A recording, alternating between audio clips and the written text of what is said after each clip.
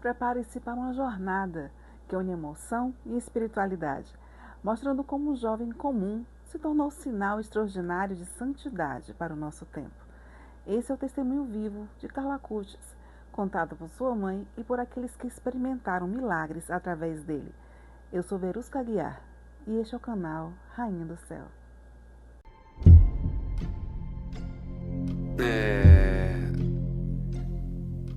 Estou destinado a morrer.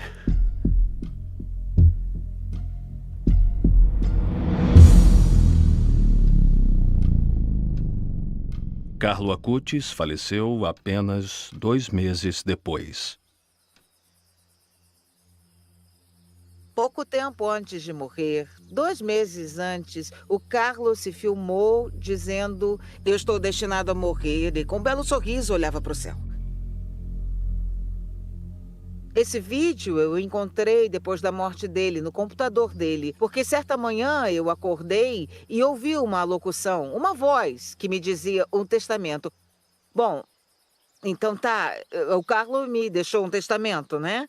Comecei a procurar no quarto dele, procurei, não encontrei nada. Então eu abri por acaso o computador dele e me deparei com esse vídeo que ele fez. E aí eu assisti. Eu acho que é, sem dúvida, uma inspiração de Deus para me fazer entender que a morte do Carlo fazia parte de um desígnio superior.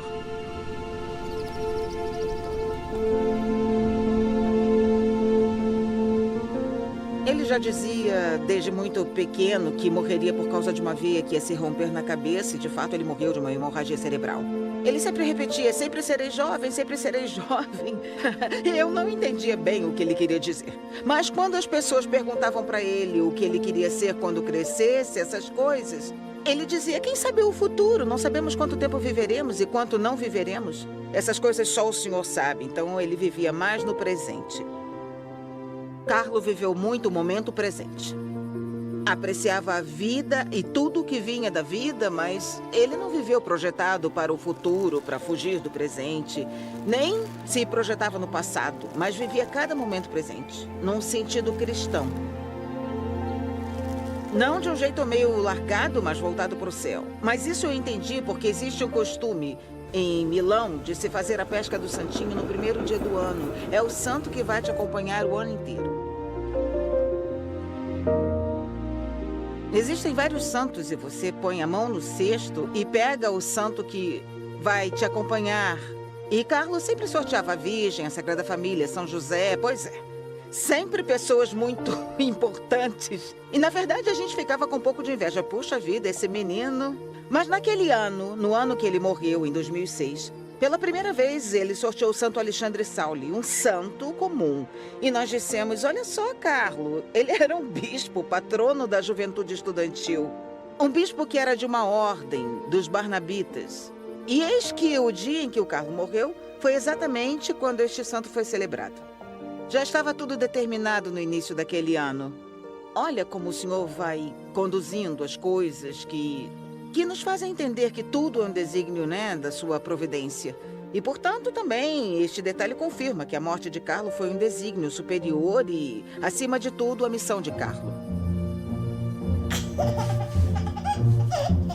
Quando ele era pequeno, eu dei ao Carlo um cordeirinho que eu comprei na Harrods. Eu morava em Londres e o Carlo era bem pequeno. Eu gostava de zebras, girafas e cachorros. E na Harrods, uma grande loja inglesa, tinha bicho de pelúcia de todo tipo. Mas eu não sei porquê, para o Carlo, a primeira coisa que eu escolhi foi um cordeirinho. Foi esse que eu comprei. Quem sabe foi uma predestinação, uma premonição, não é não? E para o bolo de batismo, eu também escolhi esse cordeirinho. Nessa loja de departamentos também vendiam bolos prontos. E quando ele fez a primeira comunhão, enquanto levávamos o Carlo para um mosteiro numa montanha, atravessando a estrada, naquele ponto onde estávamos, passou na nossa frente um pastor com um cordeirinho. E quando o Carlo estava morrendo, pouco antes de adoecer, enquanto parecia que estava com uma simples gripe, ele disse: ofereço meus sofrimentos pelo Papa e pela Igreja para não ir para o purgatório, mas diretamente para o paraíso. Eu creio que a vida do Carlo foi como a vida de um cordeirinho. E ele se ofereceu pela salvação de muitos. Ofereceu sua vida, ofereceu a sua oração. Fiquei muito impressionado que atrás da foto deste menino estava escrito: "A Eucaristia é minha autoestrada para o céu". Eu, como leigo que eu era, pensei: o que será isso aqui? O que significa isso? E num certo momento, eu acabei vendo que a foto daquele menino era de um jovem que foi enterrado em Assis e que se chamava Carlo Acutis. Um menino de 15 anos que morreu com fama de santidade em Milão, e quando ele foi sepultado em Assis, eu pensei: quero me aprofundar, quero ver seu túmulo. Em primeiro lugar, devo dizer que estive quase 30 anos afastado da fé. Eu era muito anticlerical contra os padres, contra tudo isso. Tudo que se referia a Cristo, eu era contrário. Mas então, um dia que não tinha ido trabalhar, resolvi visitar Assis. Foi em 2 ou 3 de outubro de 2013. Tive a tarde livre para localizar o cemitério. Mas foi um dia horrível, granizo, chuva, neblina, de tudo um pouco. Finalmente me encontrei diante do túmulo do Carlo. Naquele momento, fui arrebatado por uma forte emoção e, não tenho vergonha de dizer, desatei a chorar, me atirei na sepultura molhada e lá fiquei uma meia hora, 40 minutos, não faço ideia, não contei o tempo. Mas senti o meu coração se abrir e eu tive um encontro e praticamente me virou do avesso, mexeu muito comigo. E a partir daí comecei a pensar que minha vida tinha que mudar. Enquanto eu estava lá naquele momento no cemitério de Assis, ouvi os sinos de São Francisco que tocavam a uns 200 metros dali. Eu podia ver o campanário de São Francisco e a Basílica. Então eu decidi deixar o carro ali e acabei indo à Basílica para me confessar, coisa que não fazia há anos.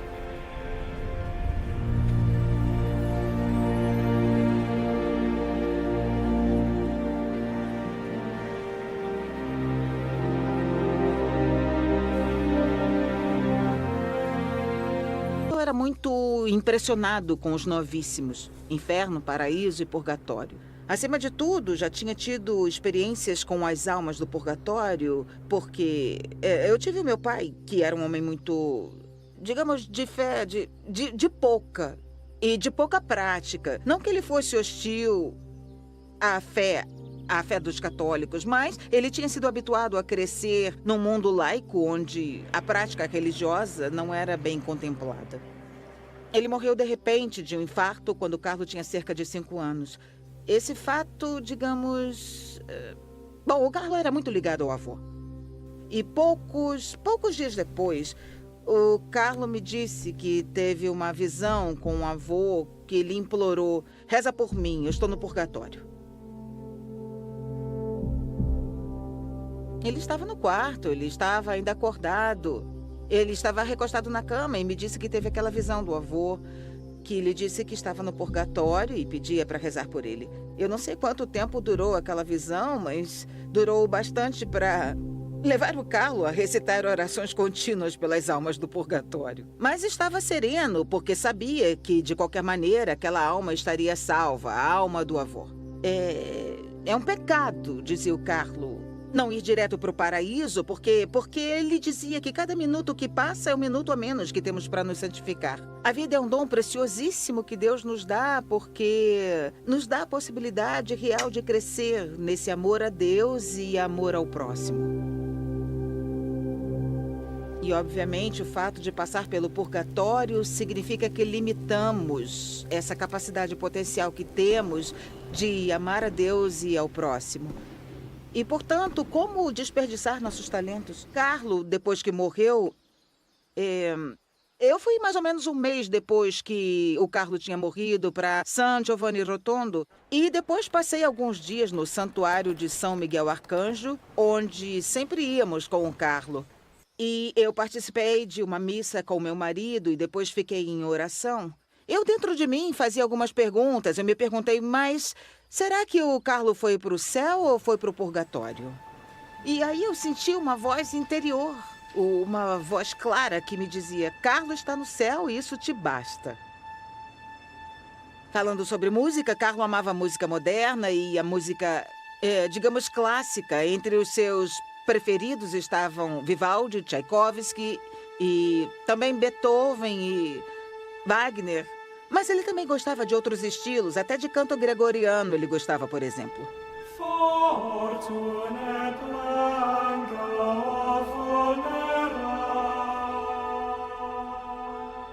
Alguns sacerdotes de lugares distintos que não se conheciam, um que é da América do Sul, outro que é da França e outro que é do Brasil, eles tiveram experiências em que o próprio Carlo confirmou ter ido direto para o paraíso sem passar pelo purgatório.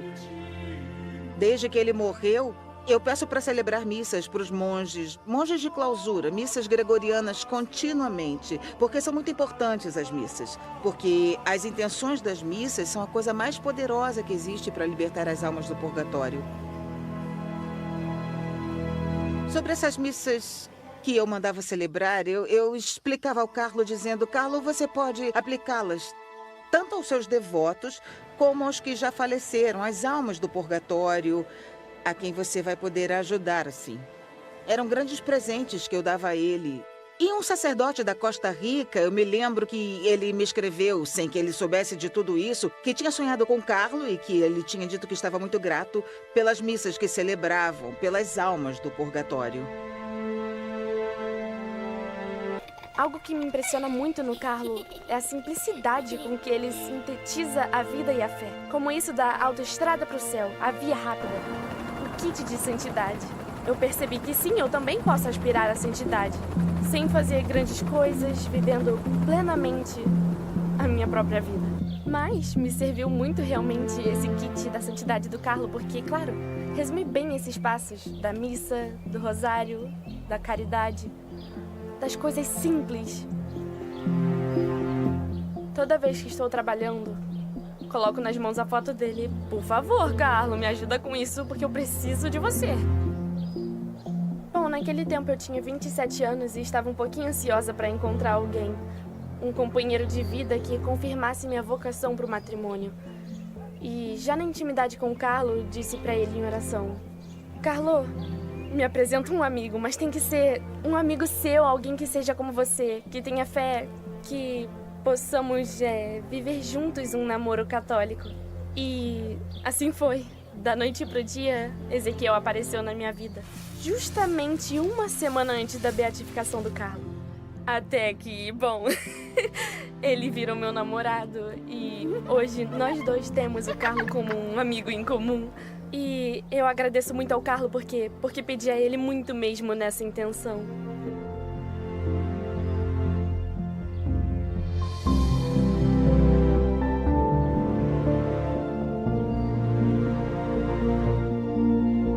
Se eu pudesse estar com o Carlo, em vez de perguntar a ele sobre as sagradas escrituras, eu gostaria de comer aquele sanduíche de Nutella com ele.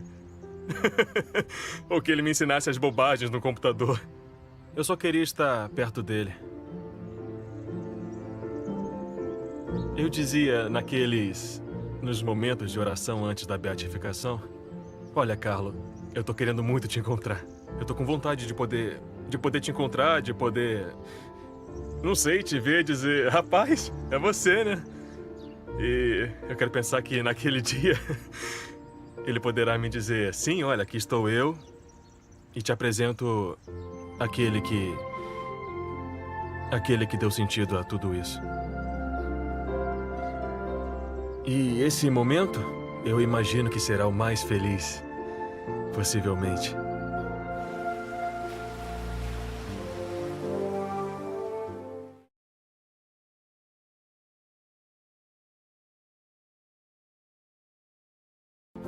Ele nos dá tantas chaves para viver a vida cristã. Ele nos diz onde está o centro, nos diz onde está a chave da vida, nos diz onde está a fonte para recobrar forças para o caminho e também nos diz onde podemos descansar depois de caminhar. Onde e como. E por isso, claro, o céu não pode esperar algo assim tão forte. E não pode esperar na alma de um cristão. Ele tem que dizer: eu quero isso, eu quero começar o céu já aqui. Porque como eu não posso só ficar esperando, tenho que trazer a Terra o mais próximo possível dessa realidade.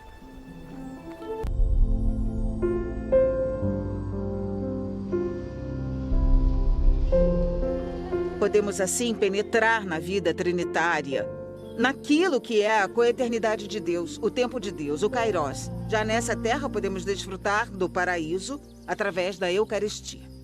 O Carlo fez a primeira comunhão muito mais cedo exatamente por causa desse grande amor que sentia por Jesus na Eucaristia. Ele disse que somos muito mais sortudos do que aqueles que viveram ao lado de Jesus há mais de 2000 anos, porque aquelas pessoas, para vê-lo, tocá-lo, falar com ele, tinham que andar quilômetros para tentar tocar Jesus no meio da multidão. Carlo dizia: somos mais afortunados que eles, porque às vezes temos uma igreja perto de casa e, se vamos, temos Jerusalém no meio de nós. E ele dizia que os sacrários devem ser visitados com a mesma devoção com que se visitam os lugares santos como Jerusalém, porque nos sacrários está a presença viva e real de Cristo que habita no meio de nós.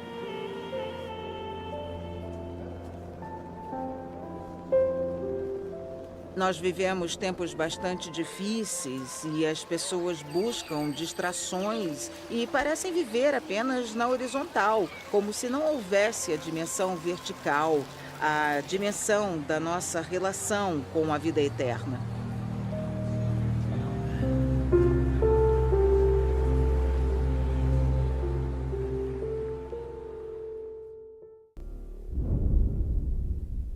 Fui internado com Covid. Foi duro para minha mulher, a Lupita. Ela me deixou na entrada. Não era permitido acesso aos familiares. Eu tive que me despedir dela na entrada do hospital. Eu não a veria de novo por 3 meses. Tive vários sonhos. No último, eu estava numa pequena igreja e do altar emanava uma luz branca. E a intenção era ir em direção a essa luz. Caminhei pela lateral do templo, pelo corredor à esquerda, porque havia pessoas rezando lá e eu não queria incomodá-las. Andei pela lateral, na direção da luz que vinha do altar. Até que, em determinado momento, parei para contemplar uma das imagens ao lado. Acho que era de São Isidro. E quando parei, escutei que todas as pessoas que rezavam por mim. E eu os ouvi: José, volte, precisamos de você. Não nos deixe. Estamos com você. Olhei para os bancos próximos e continuei a ouvir: José, José. E eu disse: isso é para mim. Pouco depois, eu fui para a rua. Fui para uma espécie de praça onde havia pombas brancas. E então, eu acordei.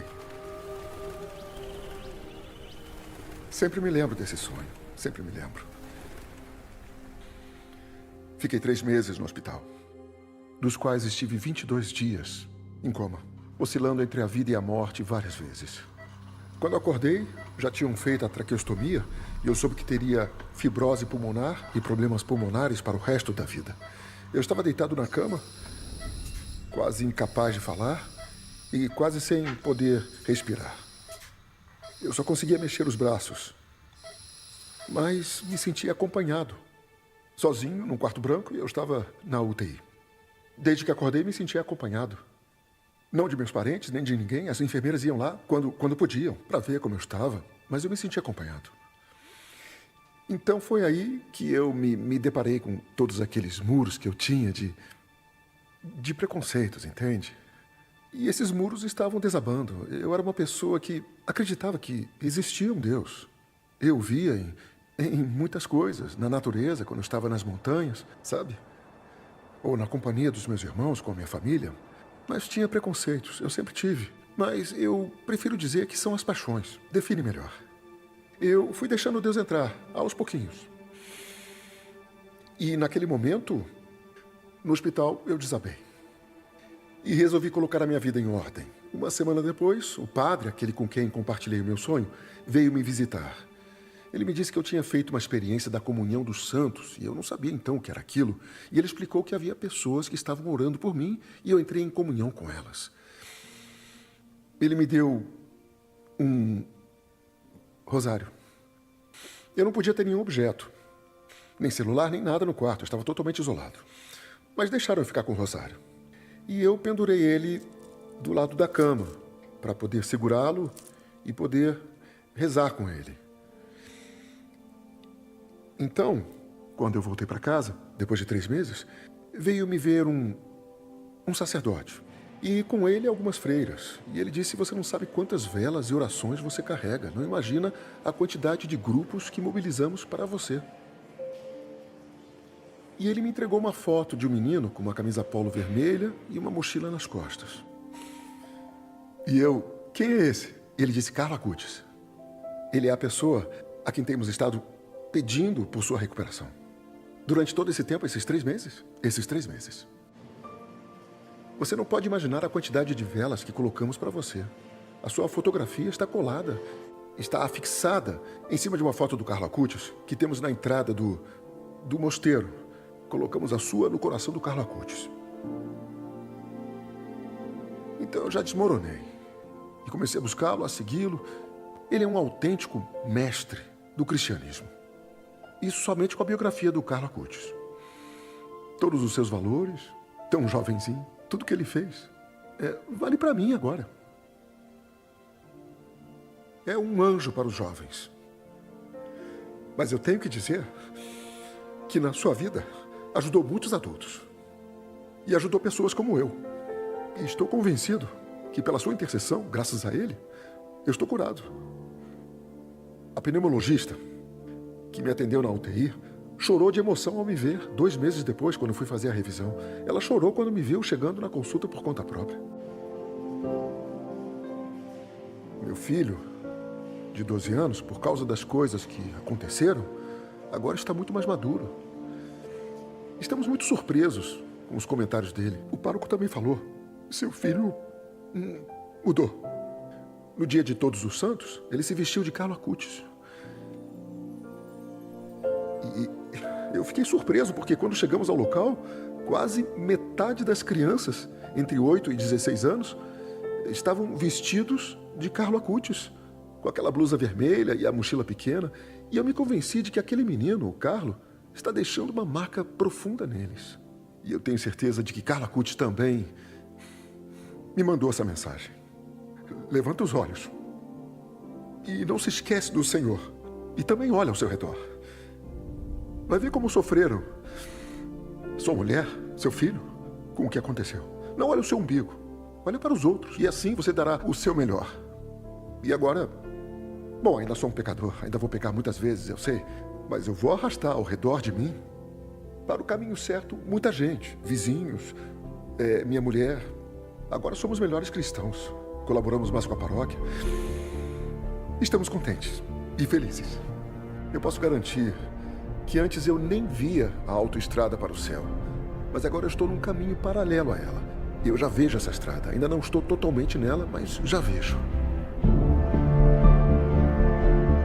É um pecado, dizia Carlo, não ir direto para o céu, porque cada minuto que passa é um minuto a menos que temos para nos santificar. Fiquei muito impressionado que atrás da foto desse menino estava escrito: a Eucaristia é a minha autoestrada para o céu. A nossa pátria é o céu, dizia Carlo. É o céu que sempre nos espera.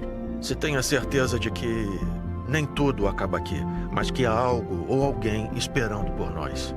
A autoestrada para o céu, a via rápida, o kit de santidade. E por isso, claro, o céu não pode esperar.